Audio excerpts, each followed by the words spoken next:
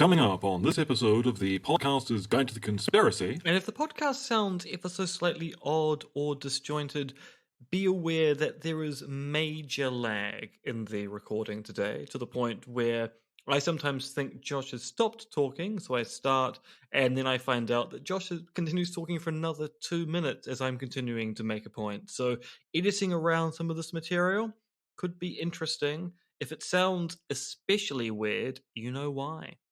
On the first day of Christmas, my true love gave to me Brian Keeley in a palm tree. On the second day of Christmas, my true love gave to me 2 cases of Magellan's, 1 Brian Keeley, all in a palm tree. On the third day of Christmas, my true love gave to me 3 Havana syndromes, 2 cases of Magellan's, 1 Brian Keeley, all in a palm tree. On the fourth day of Christmas... Stop. I'm not sure how much more of this I can do. Look, there's only 360 days to go. 360? Is it the 12 days of Christmas? 12? Why would that only be 12 days of Christmas, Joshua? How very miserly of you. How very Scrooge-like. Now, on the fourth day of Christmas, my true love... No. No. Fine. Christmas is officially cancelled. Are you happy now? Well, I don't think it... Ooh. That's the new patron alert. Quick, to the Conspiraputer. Seems the war on Christmas is back, baby. Yes, this Julia character, our latest patron, seems like a front for the ancient Roman god Mithras, or at least someone who's trying to bring Mithras back. As atheists, are we for or against this? Well, anything to get rid of Christian feast days should be good by us, but replacing them with other religious holidays, that I'm not so sure about. Mithras? More like myth don't. Nah, it doesn't work. Anyway, Julia, we're on to you. We're on to your part of the plan to... Actually, so what is the conspiracy we're trying to uncover here? So far we've claimed our patrons are trying to melt polar ice caps, cover up that cephalopods rule the world, are at war with Christmas, and... Well, the thing is, we don't know what they're up to, just that they're up to something. We know the who, and we know they're doing things in secret together. We just don't know why. Interesting. Very interesting. So, Julia... If that isn't just a fake name to cover up that you are the resurrected from the dead dictator Julius Caesar. That's more an Easter joke than a Christmas one. Yeah, so's Mithras, really. Anyway, Julia, we're on to you. And also, welcome and thank you for the patron pledge. It's much appreciated. Indeed. And now, if you don't all mind, we've a lazy end-of-year special to record.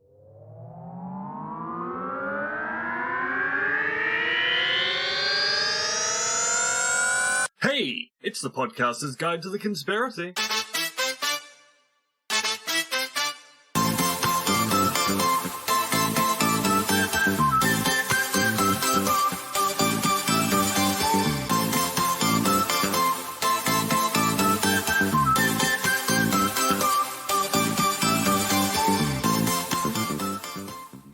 Hello and welcome to the Podcaster's Guide to the Conspiracy. For the end of 2021, I am Josh Addison in Auckland, New Zealand. They are Dr. M. Dentith in Zhuhai, China. And you know what the end of the year means? Means a wrap up of the year podcast episode, because that's a damn sight easier than writing a new one. Precisely. We do like to spend the end of the year being as lazy as possible, preparing ourselves for the eventual Christmas feasting, which will make us lazy anyway. So being preemptively lazy to get us into that lazy state for being lazy later on. It is the epitome or epitome of being lazy. However, and I've heard it both ways. Pretty sure it's epitome, but who can say? Language is weird. So, I mean, do we have enough enthusiasm to play a sting before we get into the end of year hijinks, or should we just sort of lazily roll I think we along just go straight into... No, who can be bothered with a sting, honestly? Yeah, we're going to break tradition. We're going to break Christmas tradition, and we're going to go straight from the intro into the content with no preamble whatsoever. We're in uncharted territory now, ladies, gentlemen, and everyone else. Yep, we're mad. Who knows what we'll do next? Me, because I'm looking at the list of notes we've got. So... we're just going to do the usual rundown, look back at all the things we've talked about over this year, maybe give our impressions or things that stuck out to us. So given that this year, like last year, end of last year, we sort of started some new things, our conspiracy theory masterpiece theatres, and I think that had been going on for a while. But the What the Conspiracy segment wasn't particularly old by the end of last year, but this time we've had a whole year's worth of stuff. So our episodes have been broken up into a bunch of nicely defined separate categories. Should we be awarding something, the best episode in each category? So go through them and then decide what the best episode is. Sure, that's a good one. Having not decided on this before the episode even started, we're now going to have to try and negotiate the best episode. No, but exactly. And so we're now negotiating the best episodes that we have produced, which is actually going to be could be contentious when it comes to the What the Conspiracy stuff. But we'll get on to that. Maybe favourite episode would be more appropriate. No, I say best. Okay, I say best. Right. Well, I guess we might as well start with the regular good old-fashioned episodes like we always used to do. And we've stuck a whole bunch of those in there. Let me read out the list, because as this is an award ceremony things, the contestants for regular episode of 2021 include episode 300, Let's Play Left Behind, the film The Board Game, Disinformation Redux, Bed of Lies, a podcast review, Josh and Em Go to the Art Gallery, The Sinking of the USS Maine, Return to Uncle Sam's Snuff Factory, The Reichstag Fire, More Gallons, Covert Infiltration of White Supremacist Networks in New Zealand, 20 Years of 9/11 Scholarship, Expertise from the Can, The Cat's Meow, Havana Syndrome, The 1953 Iran Coup, and NZ Conspiracies, Nazi War Criminals, and the Social Credit Party. The sharphead among you will have noticed at least 3 different false flag type conspiracies in there. We've got to keep the old false flags alive. They're practically our bread and butter. But in terms of best episode, well, I mean, certainly the very first one of the year, the episode 300, surely that's a milestone. That's significant. Does it make it best, though? Well, so what's interesting about episode 300 is it's a milestone episode. It is episode 300. B, it's us playing a very bad board game without explaining the rules on audio. And C, it was kind of meant to be the final episode before I went to China. Because initially, episode 300 would be the big episode, the board game episode, and then a week later, I'd be on a jet plane flying all the way to Guangzhou. And of course, that turned out not to be the case due to a delay in the visa minting situation in Australasia generally. And so episode 300 was meant to be really big and kind of signal a change in direction.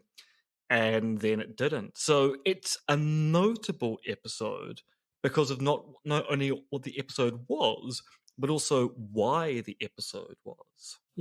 Now, the Josh and Em Go to the Art Gallery, that was the one where we brought up a couple of topics that we'd first mentioned in bonus episodes that all sort of related to conspiracies around the art world, and we thought they were interesting enough that they were worth introducing to our main listenership. So this was when we talked about the Salvator Mundi and all the issues around that, including where the hell it actually is at the moment. Stop it! I'll be doing it for the rest of the week. We also talked about. I can't even remember now. My mind has been scrubbed. We talked about mummies and paper mache burial masks and what have you, and the theft of scraps of ancient papyrus from Oxford University, and I think that one got some positive feedback. I think that one got some positive feedback. But of course, to my mind, the big episode of the year was our return to Uncle Sam's Snuff Factory. Yeah, we had high hopes for the return to Uncle Sam's Snuff Factory, didn't we? We thought, given that that's the one episode that's received the most ongoing comment. Yeah. But then in the end, not a lot came of it, really. A little bit of a flop, unfortunately. I mean, didn't get no reaction. but not the reaction we were what's hoping for. interesting is that post that episode, we haven't really had any Uncle Sam's Snuff Factory correspondence. So we kind of put one a or full two, I stop think, but onto yeah. it. So in that respect, it's interesting because I think we've now covered it so thoroughly that people can't criticize our covering of the topic anymore. So the first episode, they said, oh, you left out salient details, there might be something to it. The second episode, we went into those supposedly salient details and went, actually, there still is nothing to this particular hypothesis. So I think basically we might never need to return to Uncle Sam's Snuff Factory. I think Uncle Sam's Snuff Factory isn't just closed, it never existed in the first place. That does make it a good contender. Though, near to the end of the year when we talked about Havana Syndrome, I mean, Havana Syndrome is starting to rival Flight MH370 in terms of being the urtext for this podcast. It just keeps popping up over and over and over again. But it wasn't until this year that we actually sat down and devoted an entire episode to it and it alone. And we did get some positive social media buzz about our coverage of Havana Syndrome because people have been asking for my opinion on exactly what I think's going on with the sound from Havana. And this was a case to go and say that actually we don't think there's anything to it other than the pejorative term of mass hysteria. So another good contender. I have to say, if we're talking about pure personal preference, I think I liked the Cat's Meow episode the best, just because it was a fun topic. We got to talk about wacky 1920s goings-on, and there was intrigue and murder and a movie with Eddie Izzard and stuff like that. I thought it was just a fun thing to talk about. Can't forget Carrie Ills, no. So if I had to cast a vote purely on the basis of gut feeling, I would say the Cat's Meow episode was our best one of 2021. So I enjoyed the Cat's Meow. I enjoyed the bonus episode associated with the Cat's Meow as well, where we looked at the sad fate of Natalie Wood. I must admit, I'm also quite partial to the New Zealand Conspiracies episode we did only a few weeks ago on Nazi war criminals and the Social Credit Party. That also got a lot of positive buzz on social media here. Now, I know that talking about buzz on social media isn't necessarily the kind of thing that we should use as a marker for an episode being good, but at the same time, it did seem to be an episode that resonated with people back home. Well, again, another contender, but I've given my entirely biased 100% subjective opinion. The Cat's Meow was the best episode, but you're more than welcome to suggest an alternative, and I'll simply fight you to the death over it. I mean, I don't want to die just yet, so I will concede on this matter. I do think The Cat's Meow was a great episode and is worthy of being nominated for Best Episode of the regular episode. But now this has occurred to me that we should probably choose the best of the best. We now have to remember we've put The Cat's Meow down as the best episode, that I might even just modify the document slightly and put an asterisk beside it. So there we go. So then we have another little category that doesn't quite fit in anywhere else. A little subcategory of M's adventures in China, or at least getting to China, or things about M's AKA life the in general. episodes in which we pretended that I had disappeared. Now we did have. There was one earlier in the year where you'd been cited in that weird paper that we had a look through, and you were just really listed as, here are a bunch of people who write about conspiracy theories, and it wasn't as interesting as we'd hoped. But then, yes, once you actually finally departed, when was that? Refresh my memory. What month did you finally leave? That was June. June, right, when we were expecting you to leave in January. But anyway, you got there in the end. But while you were in transit and slowly losing your mind in isolation in a single hotel room, so you'd done some recordings which were even... Did you do those at the start of the year, or were they even at the end of... So they were over the Christmas period of 2020. So yes, expecting that we were going to use them fairly quickly, but ended up not using them for another 7 months. But nevertheless, we managed to craft a little narrative about your weird explorations of North Head ending strangely, and then we had your dispatches I as mean, you you say interviewed. we managed to craft a little narrative. I just gave you a set of random recordings of things I Well, said on North Head, and you had to create some kind of story out of completely disjointed narration. So, congrats to you, I say, Josh. we almost Congrats got there, to you. yes. Yes, thank you very much. But yes, then I got to basically sit back and let you do all the work as you interviewed Brian L. Keeley, you interviewed Joe Skinsky, and you had a joint interview with Jenna Husting and Martin Orr, which were placed online sequentially as you languished in your hotel room. I wouldn't want to pick a best out of those because then we might end up playing favourites amongst your interview subjects, although for the next category we're probably going to end up playing favourites anyway. Ah, yes, but in the next category, we're playing favourites with things people have written, not necessarily the people who wrote them. Precisely. So yes, our next category is Conspiracy Theory Masterpiece Theatre. And the contestants are It Happens by Pete Mahandick, Charles Pigden and the Conventional Wisdom, On Political Conspiracies by Juha Riker, Fortuitous Data by Jill Bunting and Jason Taylor, The Ethics of Conspiracy Theorizing by Juha Riker, Conspiracy Theories, Causes and Cures by Cass R. Sunstein and Adrian Vermeule, although we're still not entirely sure how his last name is pronounced, Is Infiltration of Extremist Groups Justified by Curtis Hagen, Conspiracy Theories and Rationality by Lee Basham, Susan Feldman's Counterfact Conspiracy Theories, Conspiracy Theories and Stylized Facts by Curtis Hagen, Conspiracy Theories and Conspiracy Theorists by David Cody, Vice Epistemology by Qassam Qassam, and we were meant to do an episode on my article when inferring to a conspiracy is the best explanation, but we decided to skip that because it would be inappropriate for me to review my own paper. Which one sticks out to you? Actually, I'm gonna flip that around on you because, of course, I know these papers quite intimately, but for you, most of these papers were completely new. So, which paper, when you read it, did you go, actually, that's really, really good? I don't want to disparage any of any of the authors of the papers we've looked at, but the ones that stuck out to me didn't stick out to me by being good. They more stuck out for me by being either significant or a little bit odd. Certainly the Fortuitous Data one, it was nice to actually finally see the terms particularism and generalism appear in a paper that seemed to have a fair amount of 9/11 truthiness to it. So it kind of stuck out on both of those.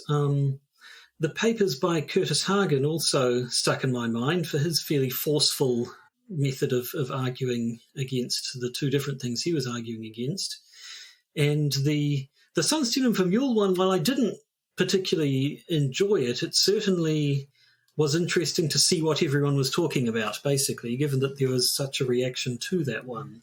But I think, I don't know, I don't even know if favourite is the right word, but I think the Fortuitous Data one is probably the one that sticks out the most for me from this year. See, to my mind, it's Qassam's Vice Epistemology paper, a paper which I really, really, really dislike and thus love tearing to bits. So it was just fun to talk about a paper that I see no virtues to whatsoever, which is ironic given it's called Vice Epistemology.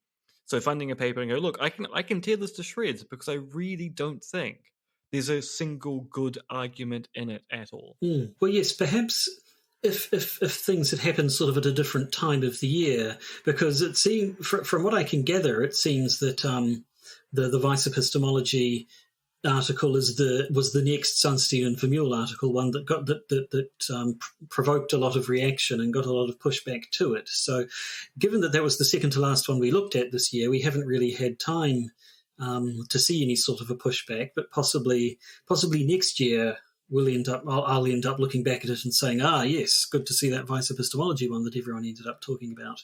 But well, I'm going to defer to you in this category because A, you're the expert, and B, I kind of had my way with the previous theory. So I think we can quite safely say that Vice Epistemology is the winner of that bunch. Now, before we get on to the next category, there's a little bit of an interlude. There was one other paper we looked at this year, But it wasn't. We didn't do it in the context of conspiracy theory masterpiece theatre because it was not in any sense what you might call a masterpiece. What was that paper? This was 9/11 as False Flag, Why International Law Must Dare to Care by Amy Baker Benjamin, a former law lecturer at Auckland University of Technology. She has since resigned from that position. And we were looking at it because news reports had come out back home that not only was she strongly in support of Trump, but also strongly in support of the stolen election hypothesis. And people going, it's a bit weird to find an Auckland-based academic with such strong Trumpian views.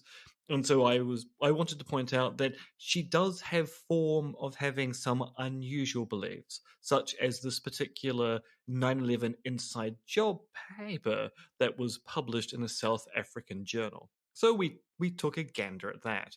Now, of course, this gets to win the category because it's the only member of that category. But I'm going to suggest that we do not put this into contention for best episode of the year because a single category doesn't really count. No, I agree. And also, in terms of the content itself, I don't think the paper deserves to be highlighted in any way at all. But it's a nice little palate cleanser to go from one major category to the last major category, which of course is the What the Conspiracy episodes.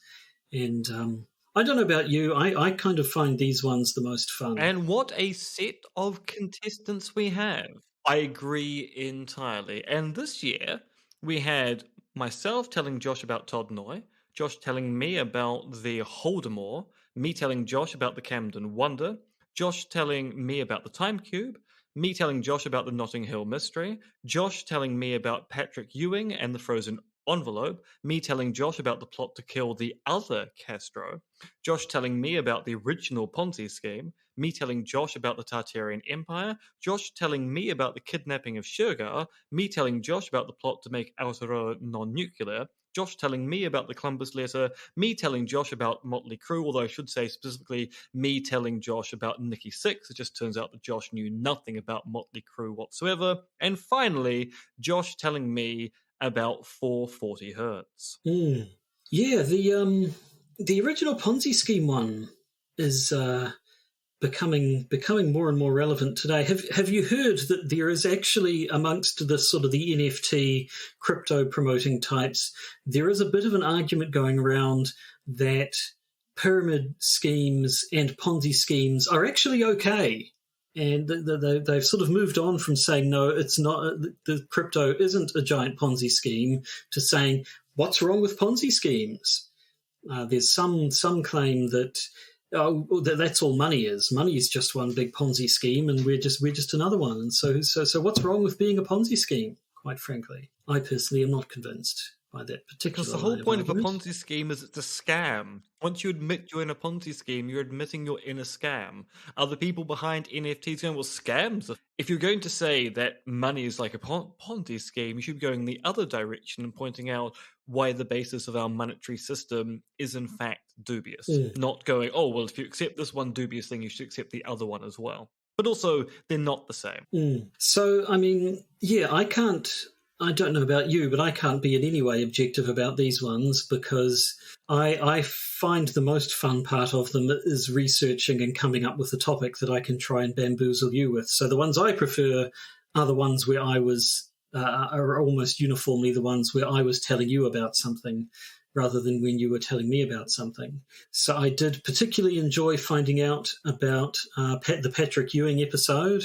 It was a good little bit of sports trivia. More than one person had sort of said, "Ha! Now I have a single piece of sports trivia that I can trot out if necessary." Although you, of course, given that you're incapable of holding any sports information in your brain, don't remember that one at all. Well, it's true. I mean, I don't remember anything about Patrick Ewing and whatever a frozen envelope is. I'm assuming it's some kind of baking-related conspiracy theory that Josh told me about, but for some reason it's just completely escaped. I mean, Patrick who? Frozen what? Some kind of meringue? I have no idea. It's just gone right out of my mind. The episode I enjoyed giving the most was probably the Todd Noy episode because it's just such a wonderful story. The episode I enjoyed hearing the most. Now that's interesting because there was an awful lot of really interesting information that Josh provided this year. The Time Cube episode, an absolute classic. I kind of wish I had the Time Cube sting on hand to play that right now. Should have Talking thought about the of this original year. Ponzi scheme, also quite fantastic. But I think my favorite one really was the kidnapping of Shergar because it's such a wonderfully Irish story. Well, whereas I think the episode that I enjoyed hearing the most might have been the Camden Wonder one, actually, towards the beginning of the year, largely because of the number of twists and the number of things about it that just didn't make any sense at all, and also the number of fantastically English place names that were involved all the way through it.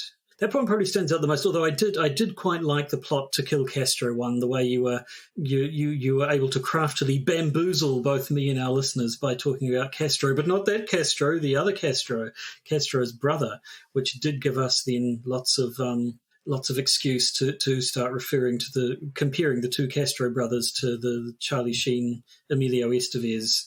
And whether or not that makes Che Guevara Judd Nelson. So I did appreciate it. But I think, yeah, I enjoyed coming up with the Patrick Ewing. I actually enjoyed coming up with the Shergar one as well, just because it's such an interesting story. But in terms of the one I enjoyed hearing the most from you, I think I'm going to go with the Camden Wonder. All right, so we've got a vote for the Camden Wonder, and we've got a vote for the kidnapping of Shergar.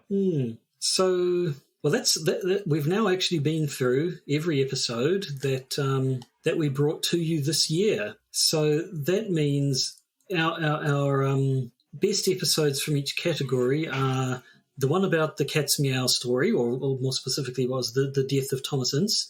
We've got the episode about vice epistemology by Qasim Qassam.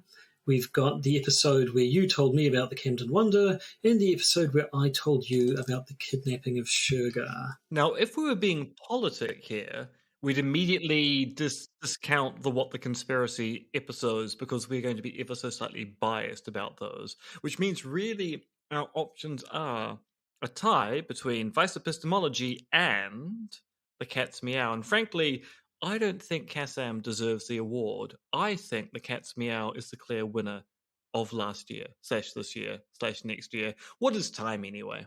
Of the last years. I agree completely. I wouldn't want to give it any other way either. So there you have it, listeners. The Cat's Meow episode, which I wonder... Now, you do realise if we were interested in SEO and only SEO, we'd have to pivot this podcast now to be entirely around conspiracy theories involving celebrity deaths. It would become the future of the podcast. Yeah, I mean, that wouldn't actually be the first time certainly not the first time we've talked about celebrity deaths. In fact, one of our earliest episodes ever was all about celebrity deaths and the conspiracy theories that came up about them. We did, this is literally the first year of our podcast. I remember we did Kurt Cobain, and we talked about Sid and Nancy, and I think we talked about Tupac and Biggie. And I'm not sure if we did any more, but then other ones have come up. So I think we could do it if we were really pressed to. We could certainly pivot entirely to a being a podcast about celebrity deaths, but I don't know. Maybe our listenership would get over it eventually. You know how fickle all that SEO audience optimization business is. It could really go either way. So maybe it's not worth the risk. Well, precisely. I think we should continue experimenting with the format as we have done since time immemorial, and as we will do for time immemorial as well. Because time immemorial. It's just fun to say. Immemorial. So I think that's really all we have to say in this episode. It's a shorter episode than normal, but as we said at the top, it's a very lazy episode. We're putting in the absolute minimum that we can to finish off the year because we're pretty much all just getting ready for the holidays. And quite frankly, we're no different from any other podcast in that respect, I think. So I feel no guilt whatsoever. In the multiverse. And if the podcast sounds ever so slightly odd or disjointed, be aware that there is major lag in the recording today, to the point where I sometimes think Josh has stopped talking, so I start, and then I find out that Josh continues talking for another 2 minutes as I'm continuing to make a point. So editing around some of this material could be interesting. If it sounds especially weird, you know why. Meanwhile, over in J reality. So it was running health checks, and then it stopped, and then it started running the health checks again. And now, well, something is. Returning now to the multiverse. Now, as more evidence of the dodgy connection here, I know that I'm still recording. Oh, no, and Josh has gone offline. He's gone offline, and I'm really, really fuzzy. Question is, will Josh come back? Will he come back? Has he come back? Is there going to be more Josh? Who knows? Let's find out. Did you receive the high praise I heaped upon you just now? No, I did not. Okay, well, then I'll pick up from there, because ironically, I was congratulating you for how well you've coped with the technical difficulties we've suffered. But yes, I do have to congratulate you for your audio engineering prowess, given the number of episodes we've had that have been complicated by technical difficulties, and they've all come out sounding pretty dashed good. So kudos to you for the polishing of turds, the making of beautiful silk purses out of the souriest of sow's ears. Why, thank you, Josh. Why, thank you. Although I might spend a bit of the Christmas break investigating other recording options for us going forward. Even if we go back to the old days of recording our audio separately and me editing it together in post. But we'll find ways to continue and move forward. Always happening to the future, as Chris Luxon would say. The future is happening, and we're going to happen with it. Yep, damn right we are. Of course, we do have a bonus episode to record, and our bonus episode is not going to be particularly lazy, although all our bonus episodes are technically lazy in some way, shape, or form, truth be told. But in our bonus episode this week, we'll be looking at the insurrection of January 6th, earlier this year, looking at the PowerPoint presentation that was given to Republicans and Trump's chief of staff, Mark Meadows, which outlined the techniques they could have used to keep the presidency. We'll be looking at the text messages that were being sent to Mark Meadows on the day of January 6th, where it turns out even Trump's children were begging their father to step back from what was going on. And then finally, we'll be looking at Mormons and their continual search for evidence of their fake history. This is the end of the Podcaster's Guide to the Conspiracy for 2021.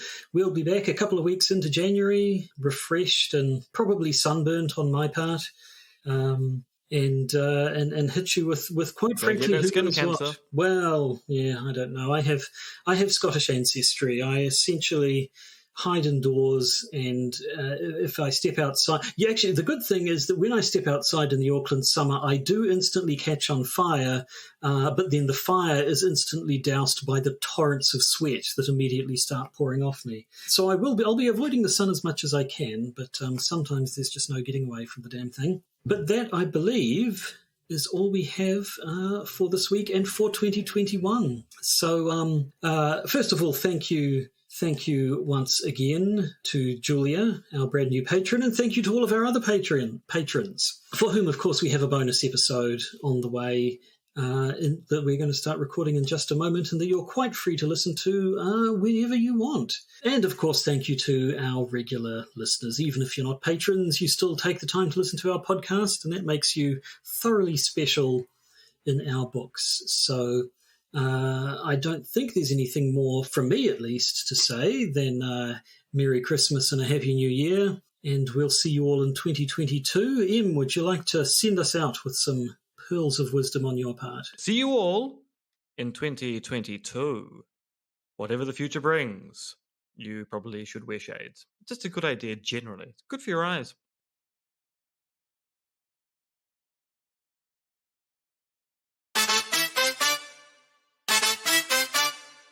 You've been listening to the Podcaster's Guide to the Conspiracy, hosted by Josh Addison and Indented. If you'd like to help support us, please find details of our pledge drive at either Patreon or Podbean. If you'd like to get in contact with us, email us at podcastconspiracy@gmail.com.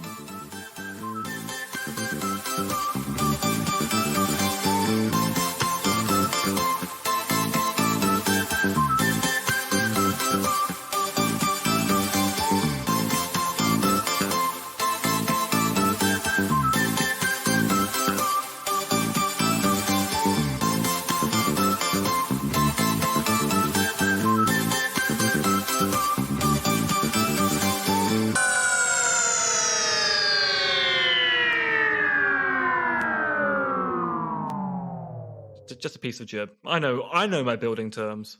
Piece of jib. You're a piece of jib. Actually, that sounds like it should be a great insult. You piece of jib. You're a fine piece of jib, sir. Don't jib me. I've been jibbed by better people than you. It's getting close to it. Your mum jibbed me last night. Yes.